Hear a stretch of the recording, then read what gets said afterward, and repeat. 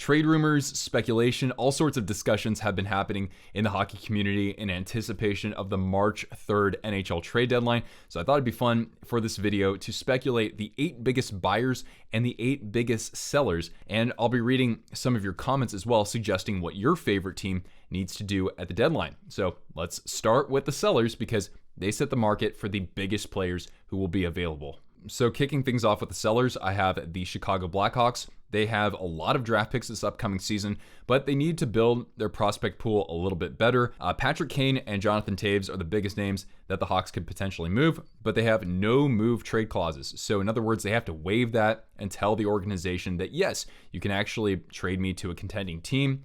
Max Domi is another name to look out for as well. He was traded at the deadline last season, and he actually leads the team in scoring. And Andreas Athanasiou is another name out there as well. Now let's talk about the St. Louis Blues. Now they're still kind of jockeying for a wild card spot, but they really haven't made all that much progress, and they have some big UFAs, unrestricted free agents, for the upcoming season. So they've got Ryan O'Reilly, their captain, and they've got Vladimir Tarasenko. There have been all sorts of trade rumors about him for the last couple of seasons, in addition to Ivan Barbashev, a guy who had a career high season or career best season last year. A key caveat here is that O'Reilly and Tarasenko are out injured right now, but they should return around the time of the trade deadline.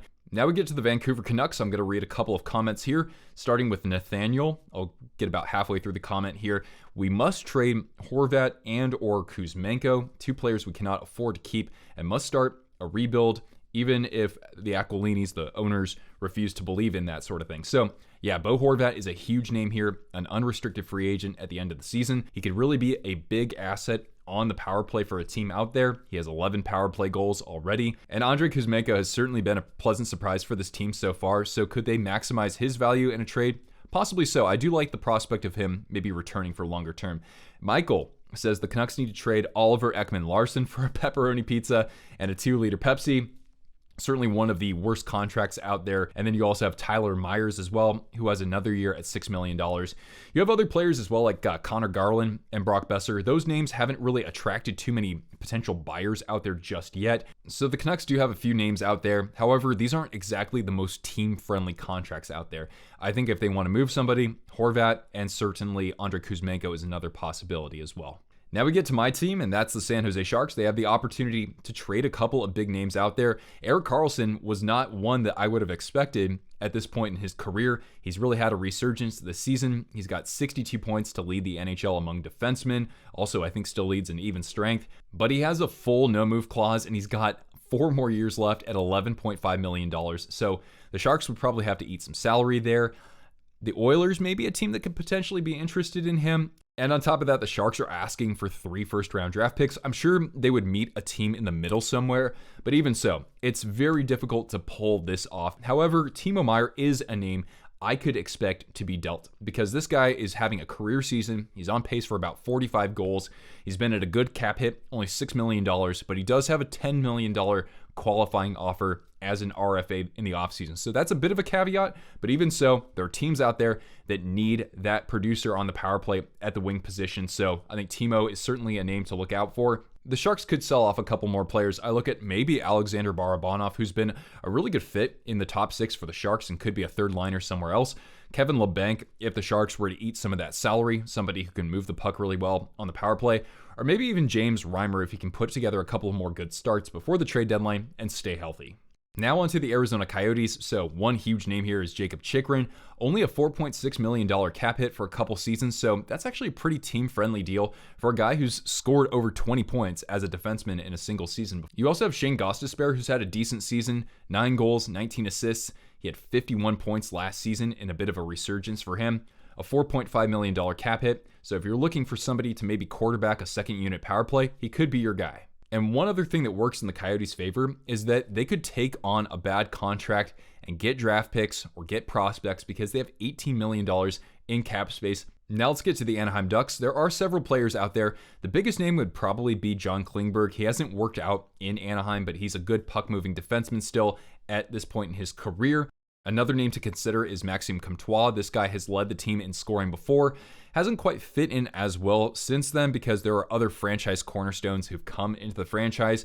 So look out for him. He is a free agent at the end of the year. Kevin Shattenkirk, a veteran defenseman. Anthony Stolarz, a veteran goaltender who was good the past couple of seasons up until this year. So I don't know exactly how much value could be set for him.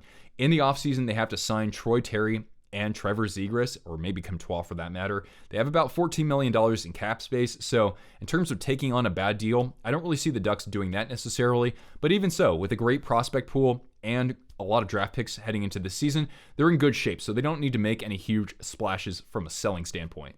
Now, those were all Western Conference teams. The Eastern Conference really isn't as stacked with tradable players, or at least big name players. I'll just highlight a couple here from the Blue Jackets, maybe Vladislav Gavrikov or Gustav Nyquist, maybe Jack Roslovic. He has one more year left on his deal.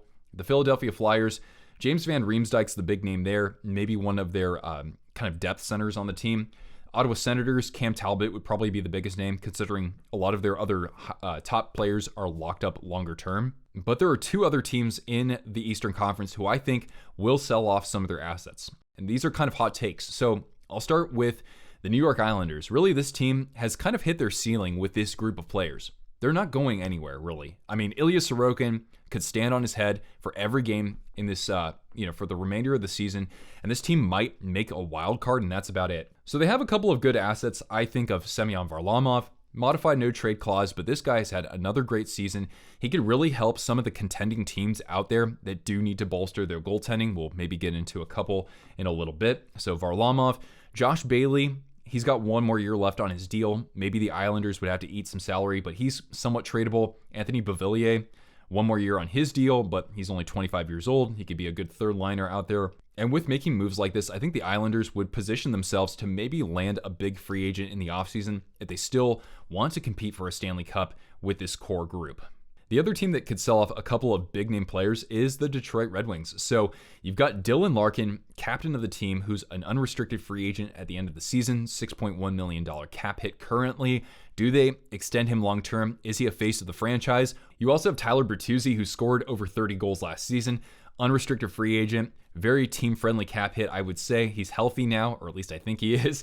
So do they actually move on from a couple of those franchise players from the past few years? Pia Suter is another name to look out for as well, as is Jake Wallman. I didn't really know anything about this guy, but he's had an excellent season. He's a defenseman, by the way, in case you haven't heard of him. And so is Filip Hronek. He's only got 1 year left on his deal, and he's having probably the best season of his career so far. So again, the Red Wings, despite being somewhat in that playoff conversation, they could really maximize the return on some of these players who are hitting the primes of their careers.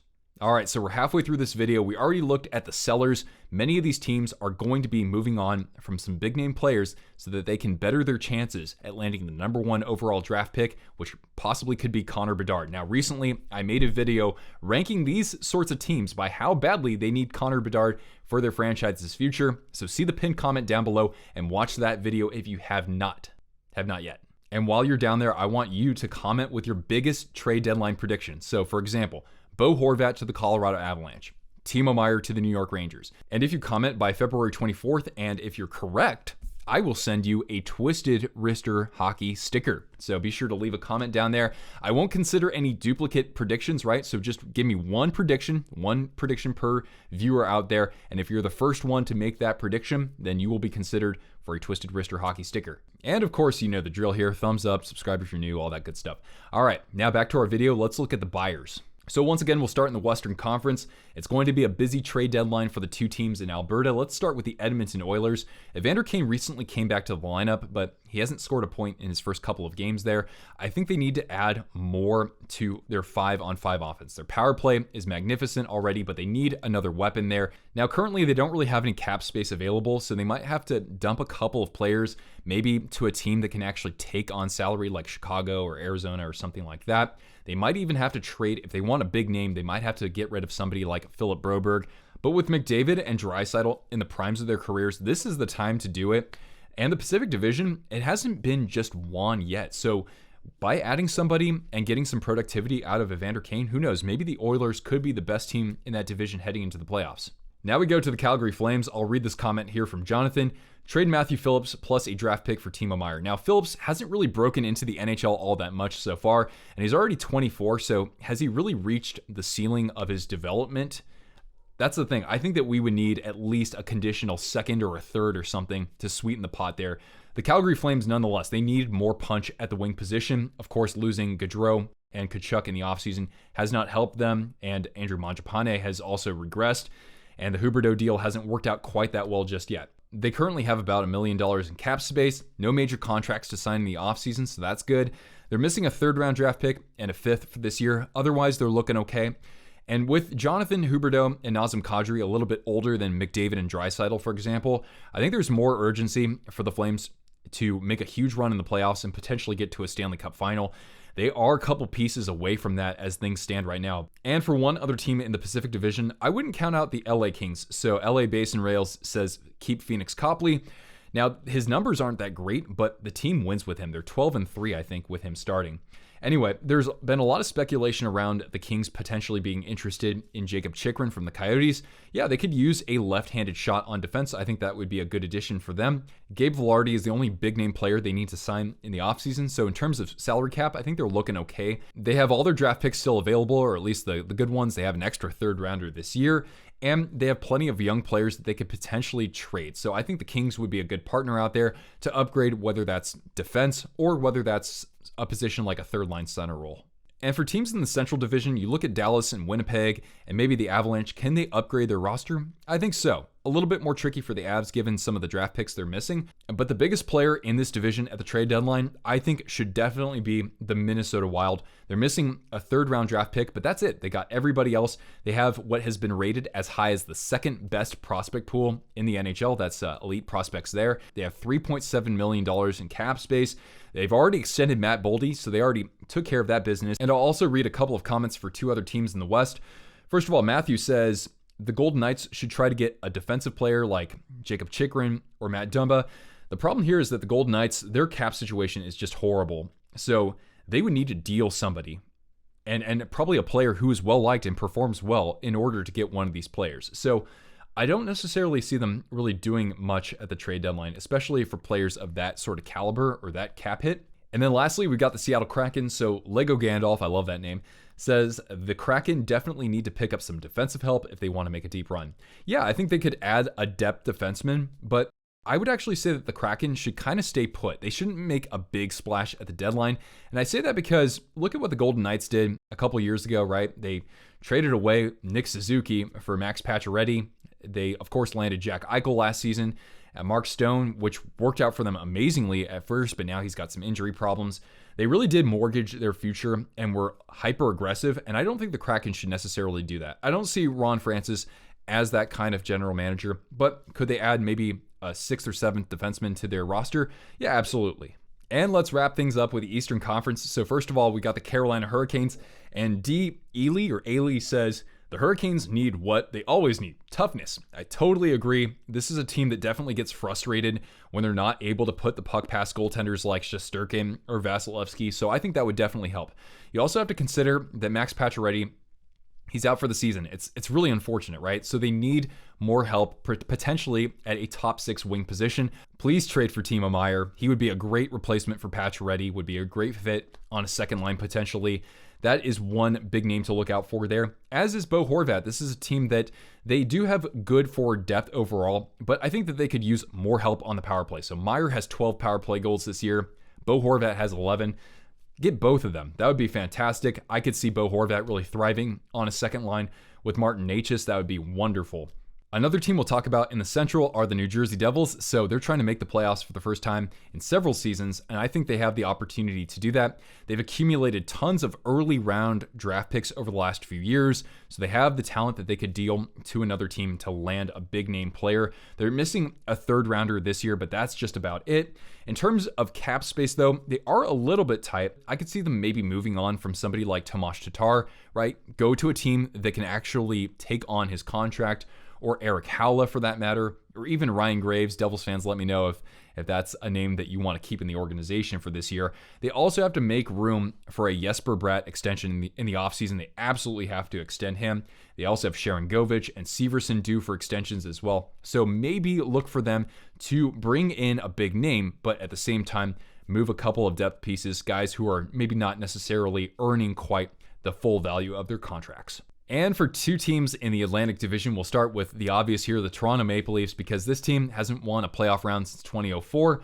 Mean Girl Hockey says the Maple Leafs need an upgrade to their blue line. Sure, they could absolutely do that. I think that they could basically benefit from augmenting their roster in just about any way on defense or in terms of the forward group.